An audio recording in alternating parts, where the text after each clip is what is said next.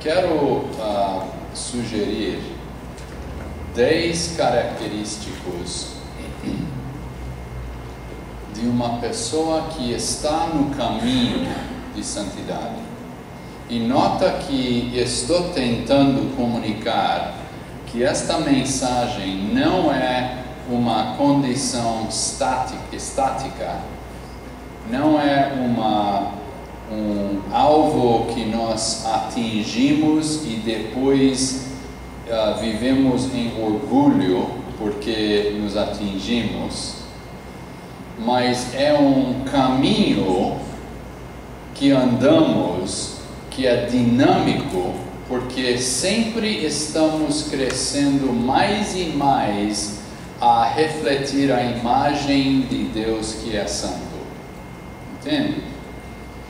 Eu sei que em várias de nossas denominações houve um dia, uma época, quando nós tivemos pessoas que disseram que eles já atingiram santidade. Eles eram santificados e agora era o fim da discussão. Então eles já atingiram o alvo.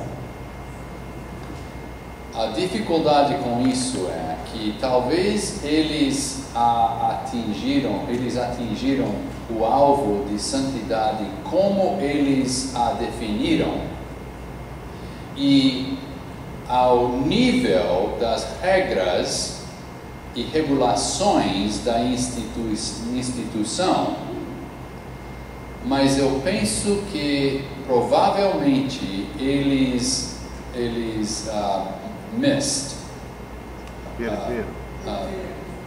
desviaram, missed, they didn't hit the target, erraram no alvo,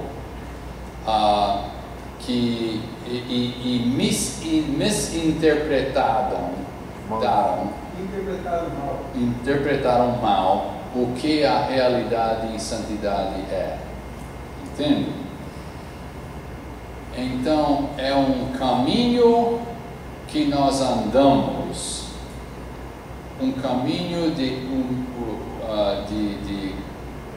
diariamente submetendo a si mesmo à vontade de Deus e à personalidade e natureza e caráter de Deus, para que Ele pode ser mais refletido em sua vida.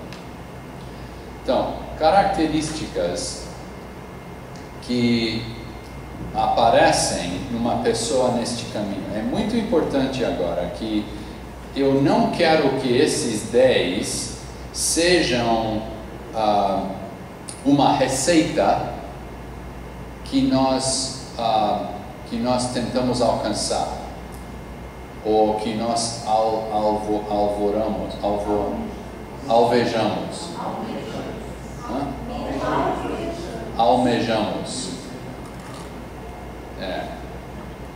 Isso. Aí uma nova palavra para mim, almejamos. Almejar é deixar branco. Deixar branco. Almejar é desejar. Almejar é to seek. Almejar, to seek. Alvejar? Ok. Almejar. Bom, vocês sabem a palavra. Então, eu não quero que esses 10 descrições ou frases sejam uma receita que substitui a santidade de Deus. Eu não quero que eles sejam uma nova receita. Estas frases eu estou trabalhando para desenvolver eles e vão sair num livro em 2 semanas, vai sair.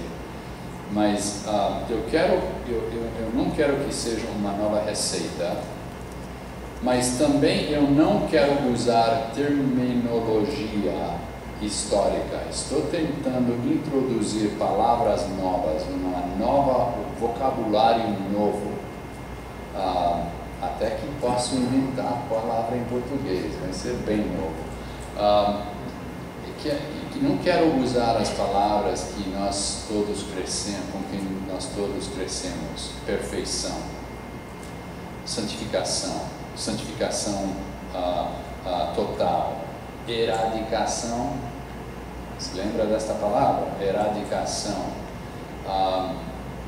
Estou tentando sair do uso destas palavras que têm tanta bagagem nas nossas denominações, para introduzir vocabulário novo. Então, espero que ajudem, que essas frases se ajudem. Então, evidências de caminhando no caminho de santidade.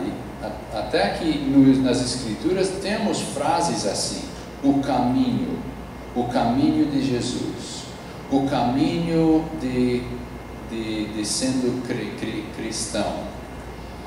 Então, evidências de caminhando neste caminho de santidade. Primeiro, um caráter transformado. Um caráter transformado. Agora, eu te disse que estes 10 vão ser targeted, vão ser em referência de uma pessoa individualmente, que eles experienciem um caráter transformado. A base teológica disso seria o tema teológico que Deus é outro. Talvez nos estudos teológicos que vários de vocês estudaram esta ideia que Deus é outro, Deus é diferente, completamente. Os Salmos nos diz que os caminhos dele são diferentes de nossos, os pensamentos dele são diferentes de nossos. Ele é completamente outro de nós. Essa é a base teológica. A referência bíblica seria em Romanos 12, que o bispo nos leu hoje de manhã. Ser transformados. O caráter transformado é este processo que eu estava explicando antes. Quando nós estamos numa presença de um outro, a natureza humana é para se transformar, para refletir esta natureza.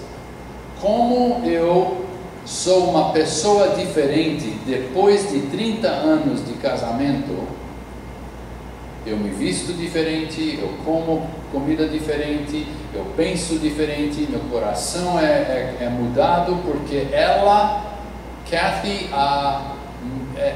tem uma influência na minha vida. Eu sou uma pessoa diferente, porque eu vivo na presença de uma pessoa diferente do que eu. E ela tem o efeito, a influência de mudar como eu sou como uma pessoa.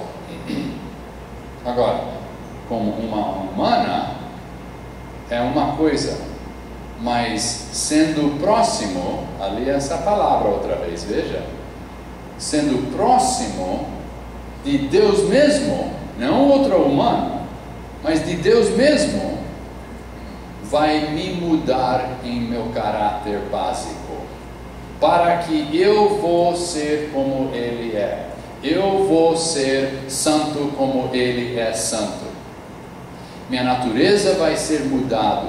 O caráter vai ser transformado na presença dEle. Então, este é um processo, é um trabalho que começa dentro de nós e depois sai em nossas atitudes e comportamento e ações.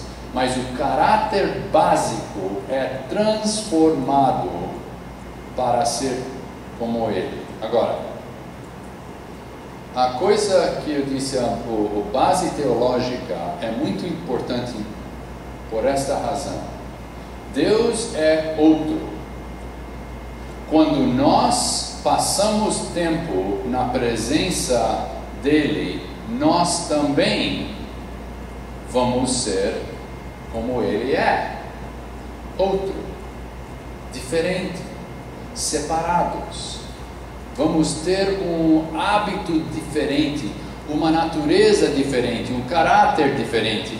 Então a gente vai nos acusar a ser separados. Agora, este processo, este efeito, tem uma extrema que é perigoso.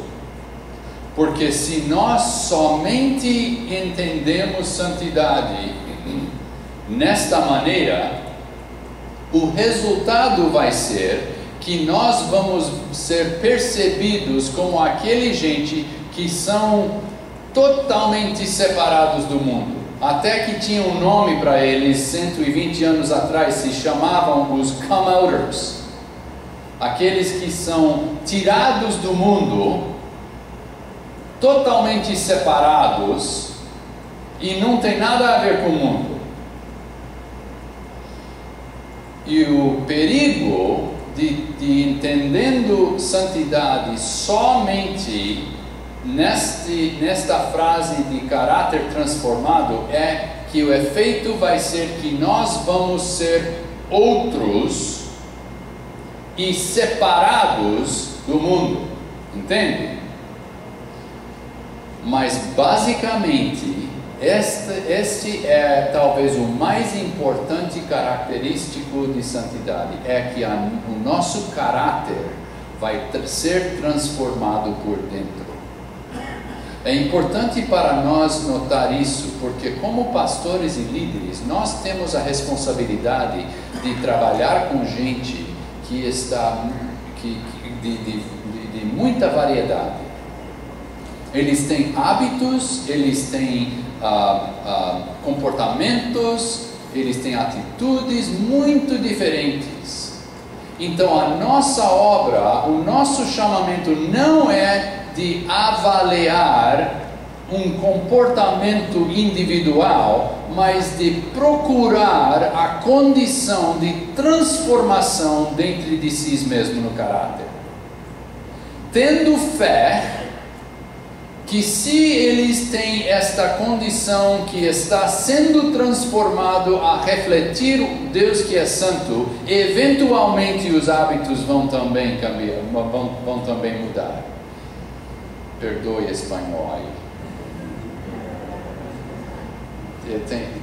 Em Texas eu tinha 23 igrejas no meu concílio que eram espanhóis, então eu tinha que pregar em espanhol. Agora em Califórnia também tive muitas igrejas quando era lá e de vez em quando sai uma palavra espanhola aí.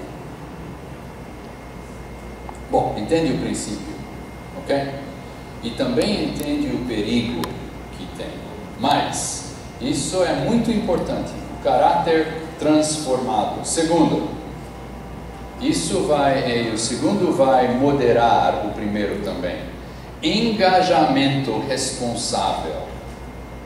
Engajamento responsável. Aqui a base teológica é a encarnação de Deus. E a referência bíblica eu uso é Marcos 10 e 21. Engajamento responsável. Quando Deus viu a condição humana, a condição era condição quebrada, era separada de si mesmo. Quando nós pecamos Garden of Eden. Jardim. No jardim do Éden. O resultado era que ele nos pôs fora, não? E ficamos estrangeiros, ficamos separados dele. Então, ele queria ter um meio através do qual poderia outra vez nos aproximar a ele e fechar a separação que entrou dentro de nós e ele. E essa é a definição de pecado, não? Separação de Deus, sendo estrangeiro de Deus. Então, ele criou um meio através do qual nós podemos outra vez nos aproximar a ele para ser reconciliado a ele, para que a imagem de Deus em nós pode ser outra vez restaurado. E este meio foi através de Jesus Cristo. Deus ficou homem, Deus tomou o corpo humano neste tema que nós chamamos encarnação. Ele viu a condição humana e ele tomou a responsabilidade para iniciar, criando um meio através do qual nós podemos ser reconciliados a ele outra vez. Ele engajou, é uma palavra? Ele engajou a condição quebrada, a condição estrangeiro humana, e ele tomou responsabilidade para iniciar a solução. Ele não esperou para nós retornar para ele. Ele não sentou e disse, olha, quando eles querem retornar, talvez eu vou aceitar. Não. Ele tomou responsabilidade e ele iniciou o meio. Primeiro, através dos profetas, através dos juízes, através dos reis, através do povo de Israel. E nos final dias, o livro de Hebreus nos diz, nesses dias finais, através do seu Filho próprio. Mas ele não esperou para nós. Ele tomou a responsabilidade de iniciar ação, de iniciar engajamento. Então, gente que está no caminho de santidade não vão esperar até o mundo se entra do templo, ou o mundo vem para eles para procurar salvação. Gente que está no caminho de santidade vão tomar a responsabilidade de iniciar ação para engajar a condição quebrada humana, para que eles também podem ser reconciliados a Deus. Estão entendendo? Engajamento responsável. Responsável não é, eu não quero ser o sentido que é maduro ou apropriado, não. É que nós tomamos responsabilidade para iniciar o meio da qual a gente pode retornar para Deus. E nós estendemos a mão. Nós damos a copa de água, nós damos a roupa para a gente que precisa, e nós damos o evangelho para aqueles que têm fome espiritual.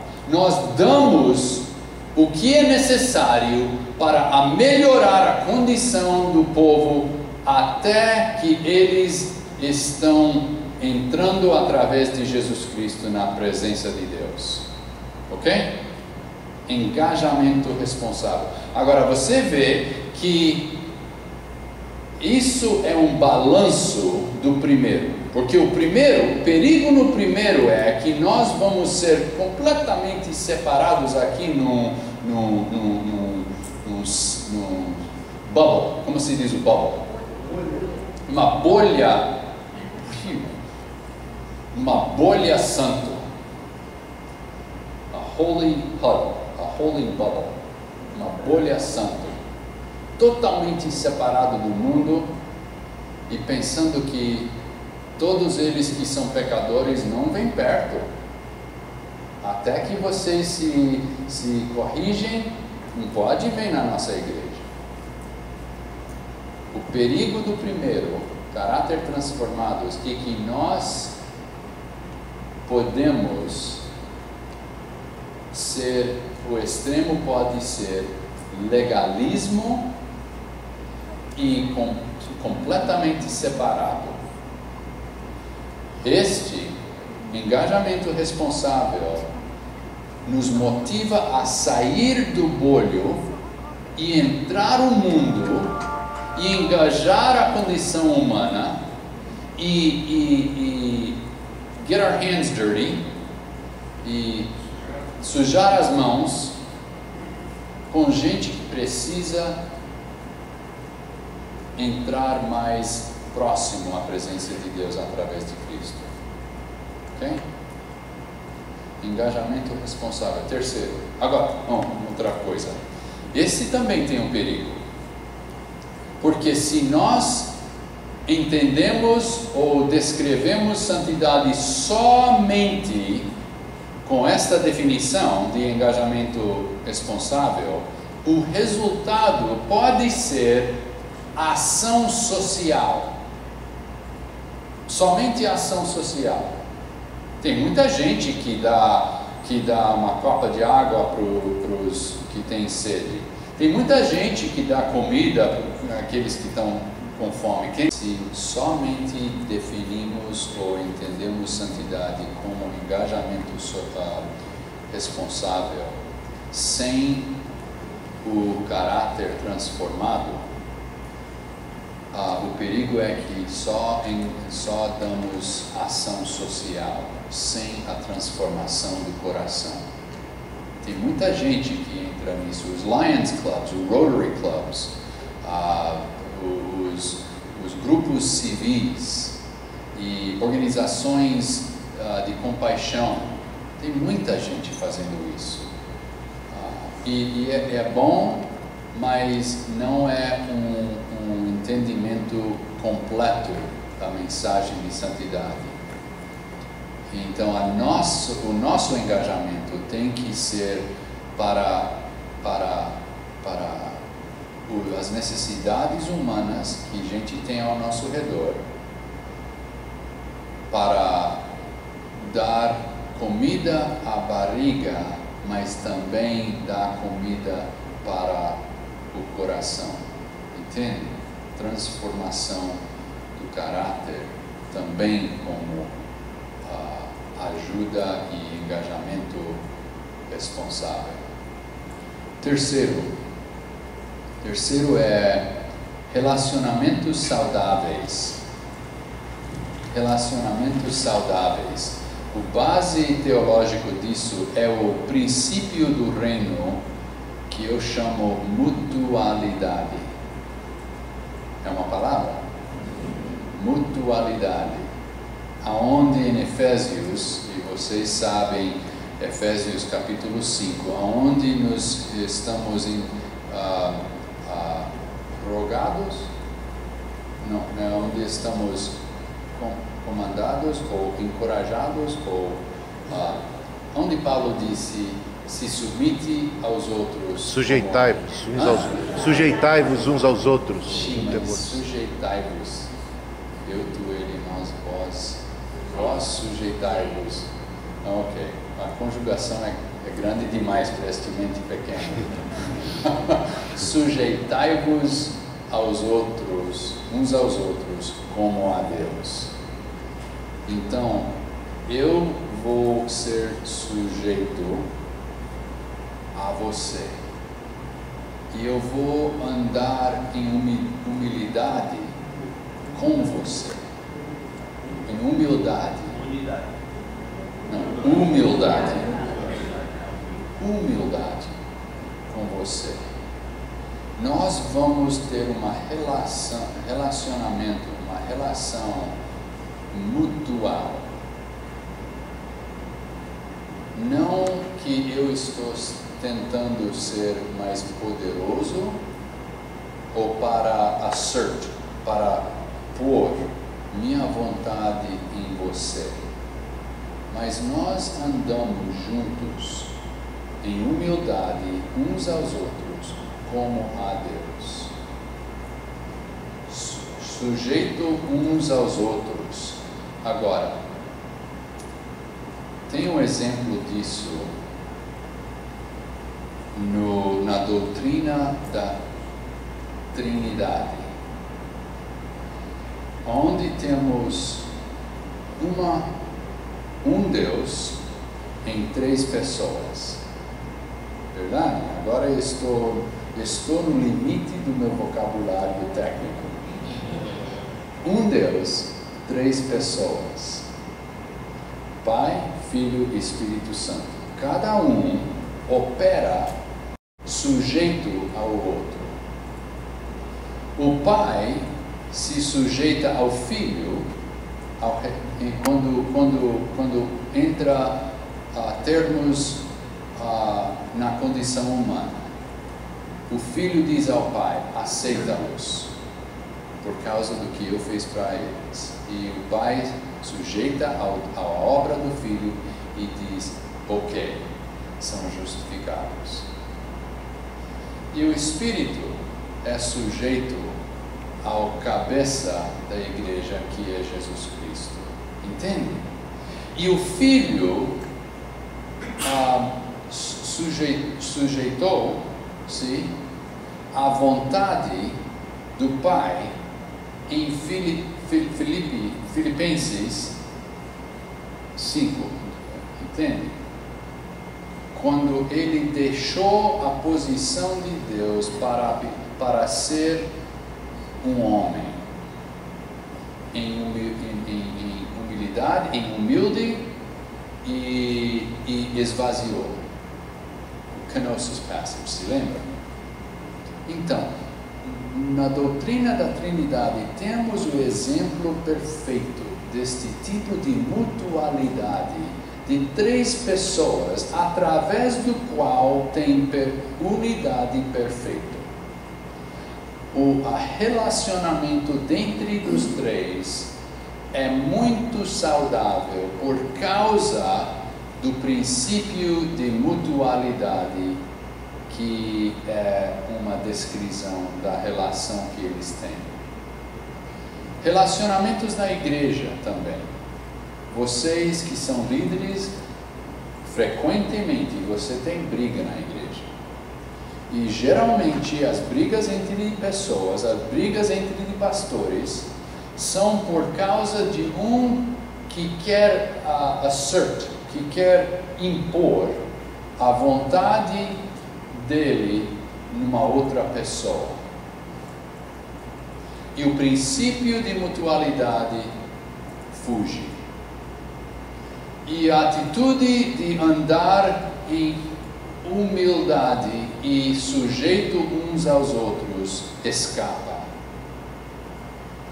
Relações saudáveis existem onde a gente de Deus, o povo de Deus, anda em humildade, sendo sujeito uns aos outros e vivendo o princípio de mutualidade, que é parte do reino de Deus. Agora, não é possível se Deus não ha transformado o caráter da pessoa, porque a natureza humana é para ser para esforçar a sua vontade numa outra. É somente quando nós começamos a refletir a natureza de Deus que começamos a entender este princípio de mutualidade, ok? Relacionamentos saudáveis. 4. Decisões sábias. Decisões sábias.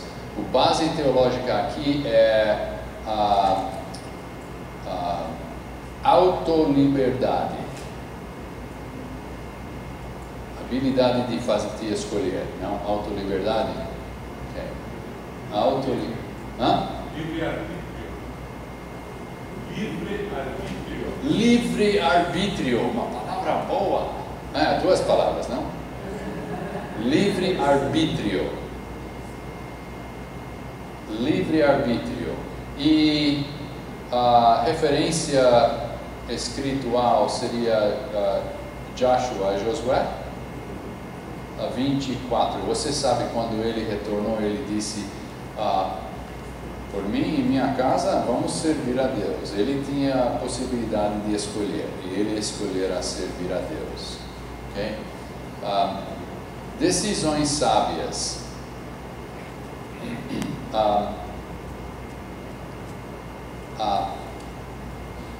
Posso pôr em marcha ré um momento? O prévio, o relacionamentos saudáveis também tem um perigo, que sem o caráter de Deus desenvolve, até ser somente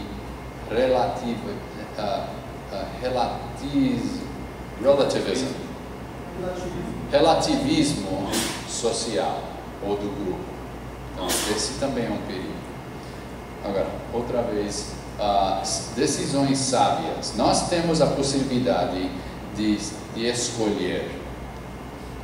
Também com a escolha tem consequências. Parte do nosso ensino às nossas pessoas, aos nossos membros, é que você faz decisões, mas decisões têm consequências. E nós tentamos ajudá-los a ver as consequências das decisões que eles fazem. Então, como é que nós podemos fazer decisões que são sábias? Na mente do mundo, isso seria para saber mais informação ao respeito do sujeito, para que podemos fazer uma decisão inteligente. Mas decisões inteligentes não são o mesmo do que decisões sábias. Sabedoria vem daquele que é sábio. Não de nós acumulamos informação para fazer uma decisão inteligente. Às vezes, uma decisão sábia parece que não é inteligente nos olhos do mundo. Entende? Como é então que nós podemos fazer decisões sábias? O método melhor disso é para ter um parceiro que é sábio.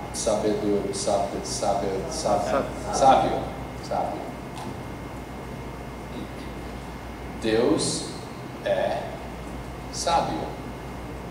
Quando nós fazemos decisões com Ele como nosso parceiro, nossas decisões vão ser sábios.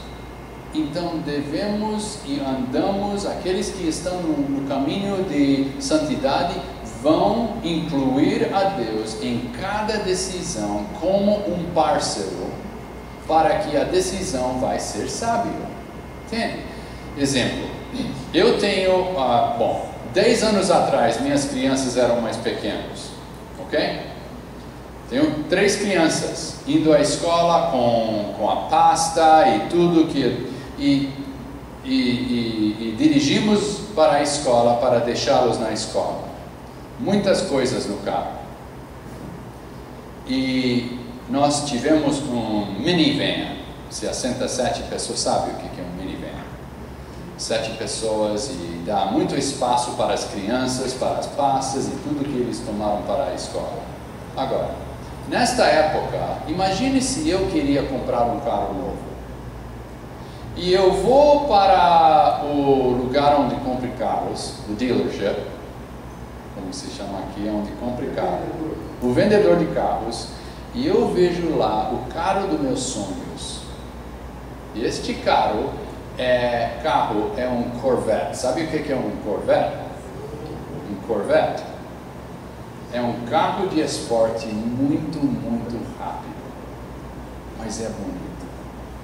E esse carro é preto, 6 marchas, the wheels, rodas, preto, carro lindo. Quantos assentos? 2 nesse carro. Mas eu quero comprar esse carro. E eu vou comprar esse carro. Eu vou fazer uma decisão para comprar esse carro. Agora, eu tenho o meu amigo melhor que está comigo. Ele está parte da minha decisão. Eu estou incluindo ele na minha decisão.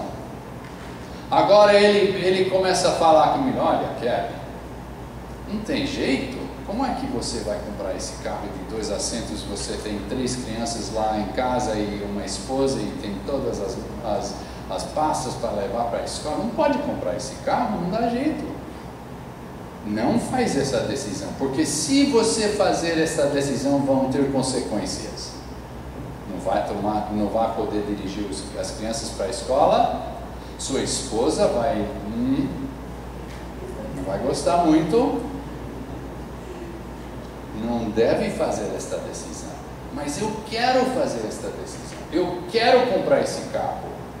E ele continua a me dar aviso que é sábio. Agora, a condição, a disposição de minha vida é para escutar a este aviso do meu parceiro que é sábio. E finalmente eu faço a decisão para não comprar este Corvette, porque as minhas circunstâncias não são apropriadas para isso. Entende? Então, cada decisão que eu faço, eu incluo esse parceiro que é sábio e eu tenho a disposição da vida para escutar o aviso que ele me dá para que as minhas decisões são sábias. Ok? 5.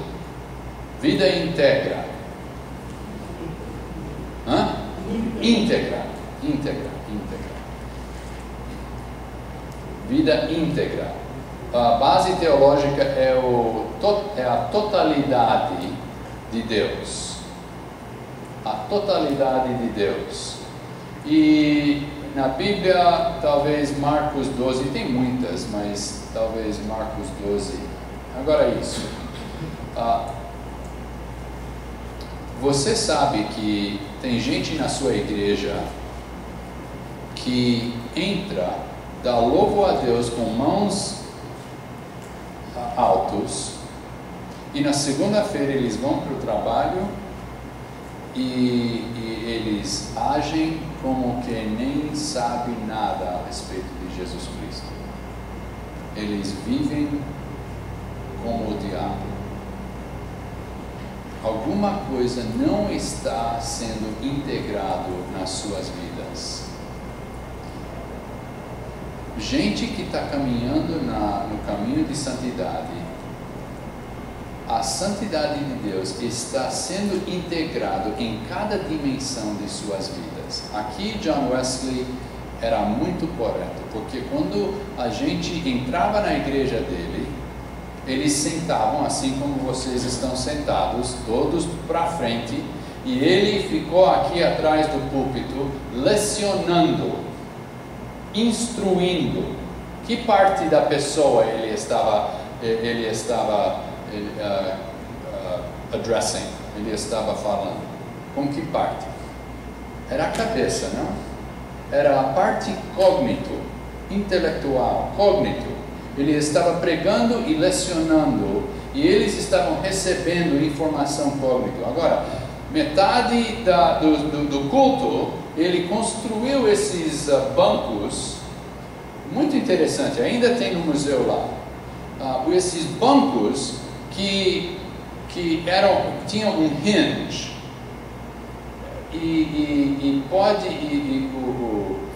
esta parte aqui, das costas, poderia tilt, inclinar a outra direção. Como se chama esse hinge? Um ajuste, ok. E na metade do culto, cada outro fila de pessoas se pôs a pé e o banco virou a outra direção.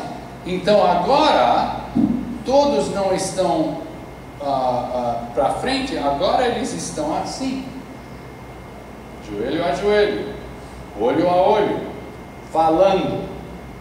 O que é que você escutou? O que é que Deus está falando para você? Entende?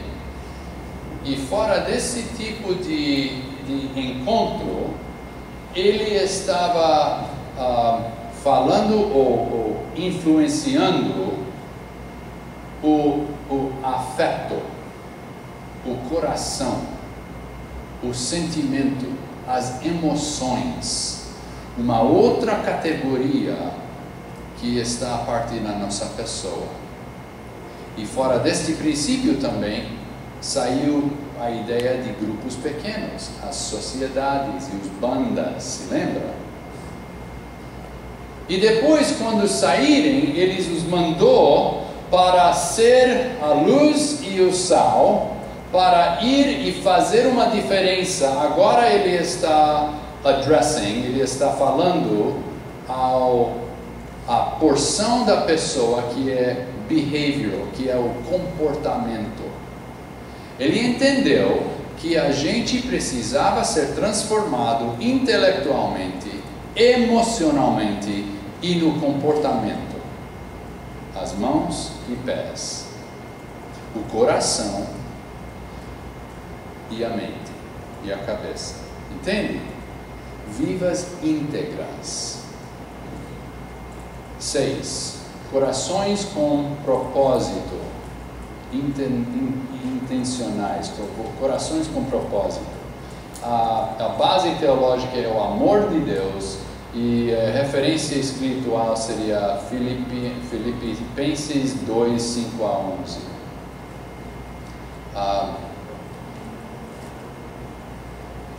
Isso é baseado no amor de Deus. Quando Deus nos deu Jesus Cristo e nos deu o Espírito Santo,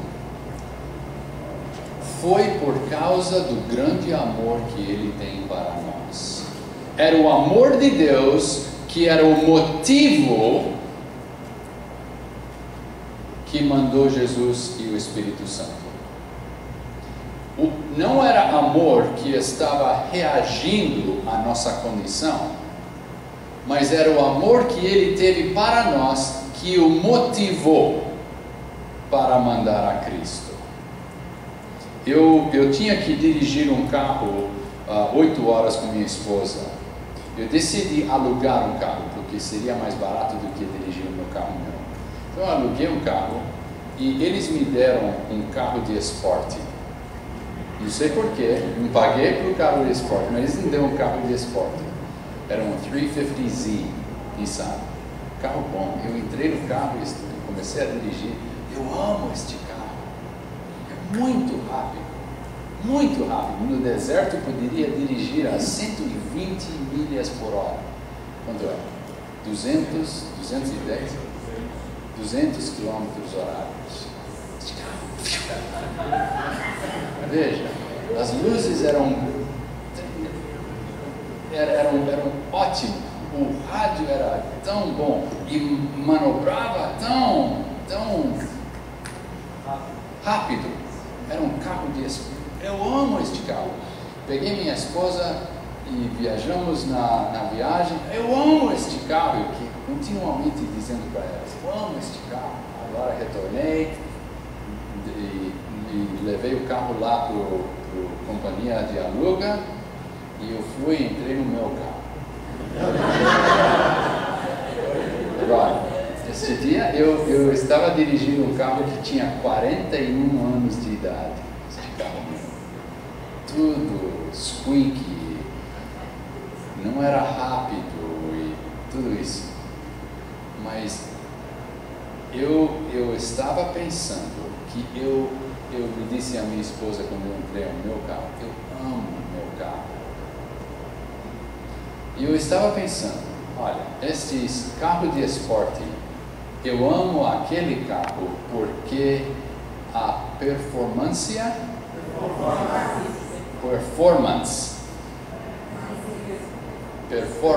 Desempenho. performance era ótimo. Era ótimo. Mas o que iria acontecer quando este carro de esporte não poderia performar ao mesmo nível?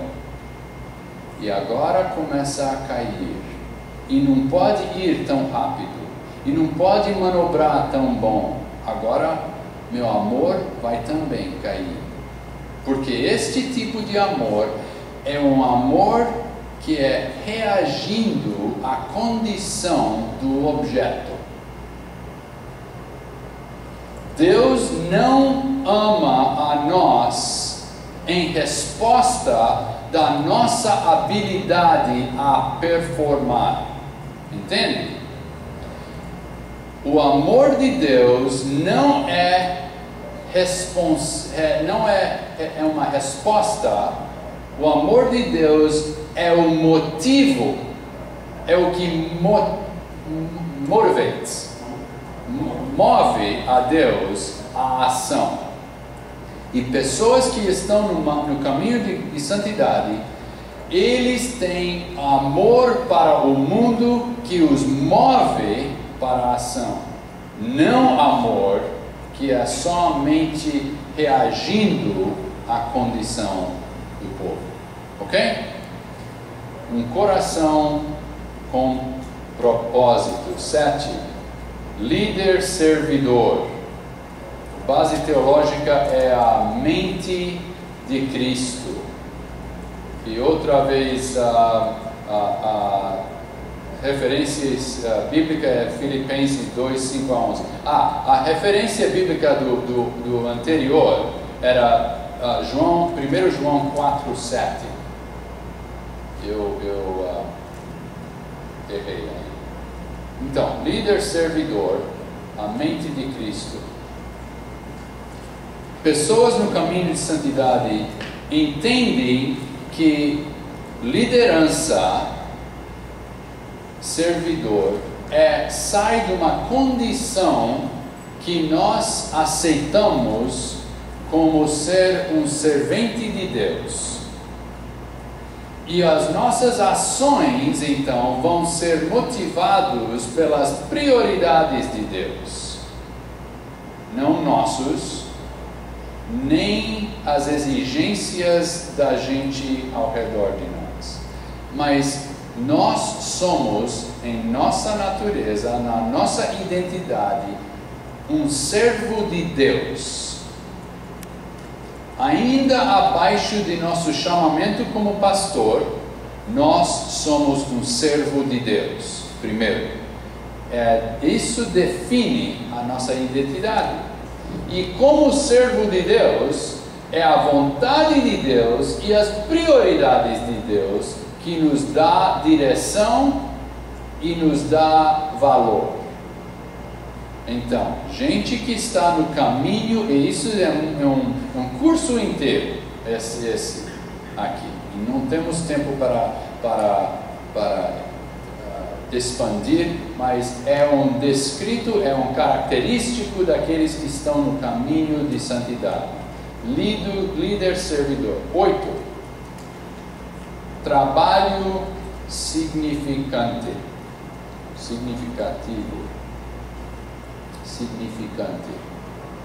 A base aqui é o chamamento de Deus. E eu vou para Êxodo 3, como a base bíblica. O chamamento de Deus. Gente no caminho de santidade, eles têm trabalho significante. E o trabalho deles, eles vejam como significativo. Por quê? Porque é Deus que os chama a este trabalho. Há duas maneiras de ver o trabalho que vocês têm, ou que seus membros têm. Você pode dar valor ao seu trabalho em conexão da contribuição que este trabalho dá à sociedade, quanto dinheiro, quanto efeito tem, e outros avaliem seu trabalho e determinem se tem valor ou não, se tem significância ou não. Então, este tipo dessa maneira é avaliando o valor do seu trabalho baseado no resultado. Se o resultado é bom, então você tem trabalho valoroso. Outra maneira é a maneira que aos que estão no caminho de santidade, porque eles vejam que o trabalho que eles têm é o resultado do chamamento de Deus. E o valor desse trabalho não é o resultado do efeito, do resultado, da conclusão, mas o valor vem de Deus próprio. Porque Deus os chamou, o trabalho que eles têm tem valor. Entende? É Deus que dá valor. É Deus que dá significação. É Deus que causa seu trabalho a ser significativo. Ok? Nono. Curiosidade crítica, ou curiosidade pensada. Aqui é um que eu gosto muito, mas não vou tomar muito tempo. A base teológica é o mistério de Deus. Curiosidade crítica, ou curiosidade pensada, não sei qual. Curious thinking. Pensamento, ok. Curiosidade. Olha, são curiosas. Reflexão curiosa, ok. Jó 38. Pensamento, bom, eu estou procurando o atributo de curiosidade, porque que nos motiva, porque Deus é misterioso. Se lembra em Jó? Aonde era você quando eu criei isso? Aonde era você quando eu criei os oceanos, as montanhas? Aonde era você? Deus é tão grande e Ele é tão misterioso que a gente que está no caminho de santidade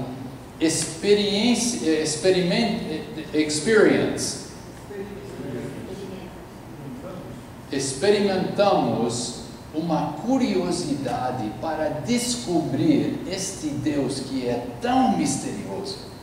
E essa curiosidade causa a nós para procurar respostas às nossas perguntas.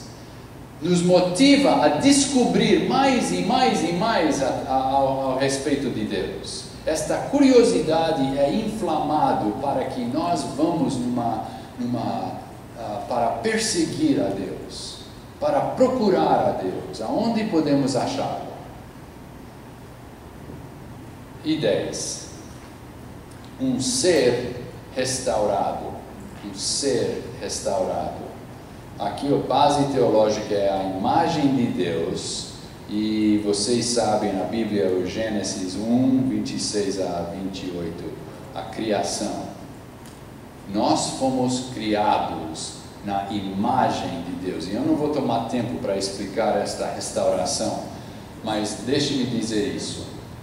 Que a definição de salvação não é ganhando passagem para paraíso somente, ok? E como se diz boicote? Boicote. Para que podemos boicotar ao inferno. Entende? Salvação é muito mais do que ganhando um bilhete para o céu.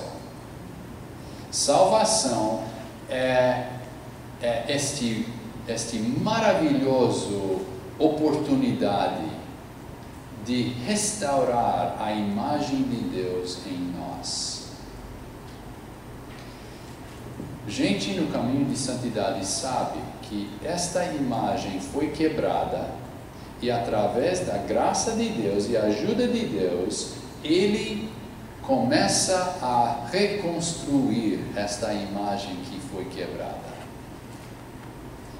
Esta restauração do ser em todas as dimensões, então, é o caminho que nós vivemos no caminho de santidade, ok? Eu vou parar agora, porque talvez tenha perguntas e debate, ou talvez você talvez, bom, cada um tem muitas outras coisas, mas eu não vou tomar tempo, ok?